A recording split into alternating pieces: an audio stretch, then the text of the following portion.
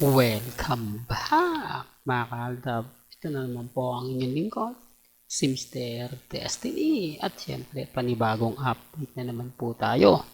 Trending na naman po ngayon si Alden Richards. At syempre hindi naman po magpapahuli si Maine Polgerson. Although throwback po itong video na to mga kaaldab, patunay lang po ito na kampante tayo, matatag. Ito yung isa sa rason mga kaaldab at dahilan kung bakit nga po ba mas tayo namamayagpag, mas tayo o mas marami pa rin pong fandom ang naniniwala po sa akin. Kahit sinasabi po nila na ginagamit lang ni Mr. Destiny ang fandom. Di po ba? Wala naman pong maniniwala at dito naman po sa mga sinasabi ko, lagi ko naman pong paulit-ulit na binibigay po yung mga update na talaga nakakatuwa at syempre nakakataba po ng puso, lalo na po ngayon na nararamdaman natin ang presensya ni Alden Richards at ni Maine Polgerson. Sa ngayon mga kaaldab, masaya po tayo.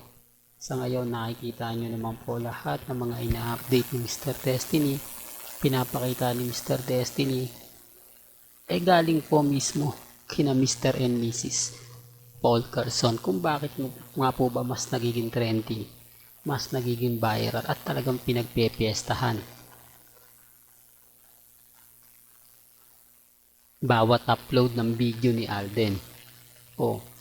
Napakainit si Alden. Hindi po ba kung ikukumpara nyo sa artista ng GMA Network, pero bakit hindi po binibigyan ng bagong project o panibagong update o project si Alden? Tapos na po kasi mga kaaldab, pinipilit po nila at sinasabi nila na meron to bagong project sina Alden Richards at si Marian Rivera. Common sense na lang po, meron po kasing project si Alden, di po ba? At ito na nga po yung pinopromote nila sa Family Feud, sina Alden Richards, sila Dasoray, di po ba? Na kung saan kitang kita nyo yung chemistry ng dalawa, na kung saan mararamdaman nyo at makikita nyo at mapapanood naman. Kaya nga sa dami po ng mga bitter kay Mr. Destiny, sa dami po ng mga taong nagre-react at nagko-komento kay Mr. Destiny, ramdam na ramdam mo. Di po ba? Ramdam na ramdam mo yung mga bagay-bagay na hinahanap natin. Yung mga bagay na kumbaga pinapakita at sinasabi.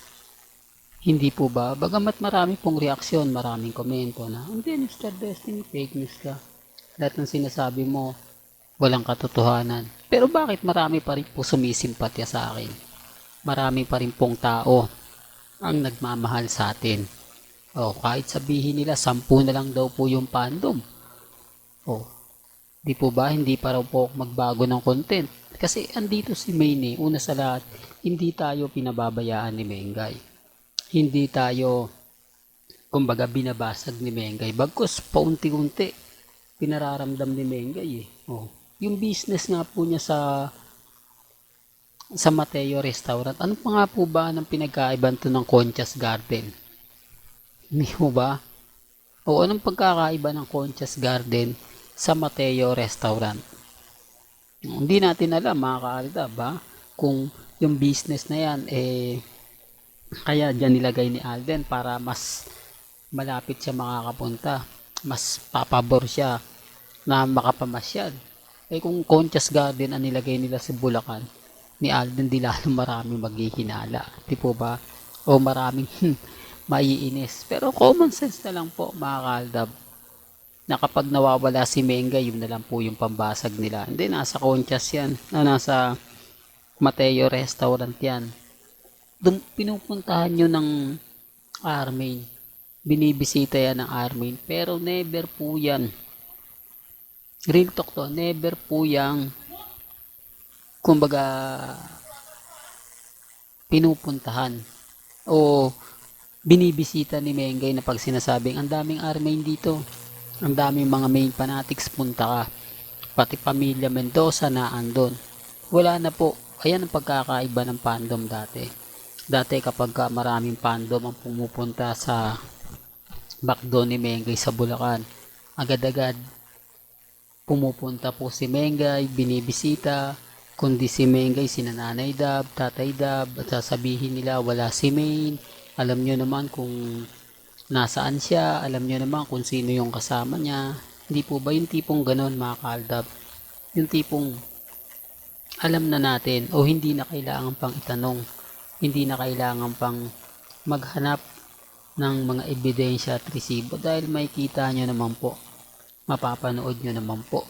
Yan ang isa sa rason mga kaaldab kung bakit po tayo hindi natitinag, kung bakit po tayo kampante pa rin, kung bakit hanggang ngayon mas marami pa rin po ang naniniwala at nagmamahal po kay Mr. Destiny at syempre kila Mengay at kay Alden. Kasi kung gugustuhin po talaga ng dalawa, tama naman po ang mga komento ng iilang kritiko natin na o yung mga kumbaga taong masasabi natin na neutral lang. Hindi po ba? Madali daw basagin ang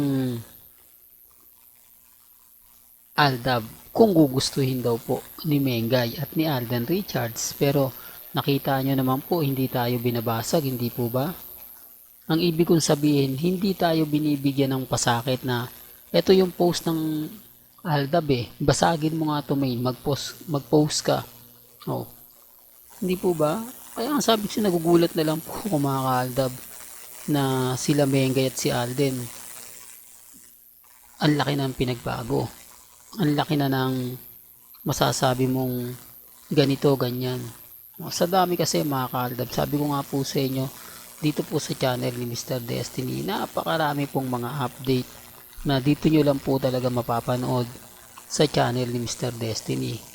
Dito nyo lang po makikita yung mga kaganapan na nakakatuwa. Dito rin to kaya mga ka-Aldab, kaya po yung mga iba na nagre-react at nagko-komento sa atin, ako Mr. Destiny, puro ka na lang fake news, kumbaga ganito ganyan, lahat ng sinasabi mo hindi totoo. Wala pong problema yon. Hindi po tayo namimilit at never po tayong kumbaga magpupush na mga bagay-bagay para lang po makakuha ng atensyon. Lagi ko naman sinasabi sa inyo na kapag nag-trending si Mengay, 101% trending din po si Main Paul Quezon. Well, hanggang dito na lang po ang ating latest updates. Kaya kung gusto nyo pa po ng pinaka-latest at sariwang update, abay tumutok lang po kayo dito po sa channel ni Mr. Destiny para updated po kayo sa mga bago at sa mga latest na i-upload po natin maya-maya lang. Hanggang sa muli, salamat po sa panonood at pakikinig.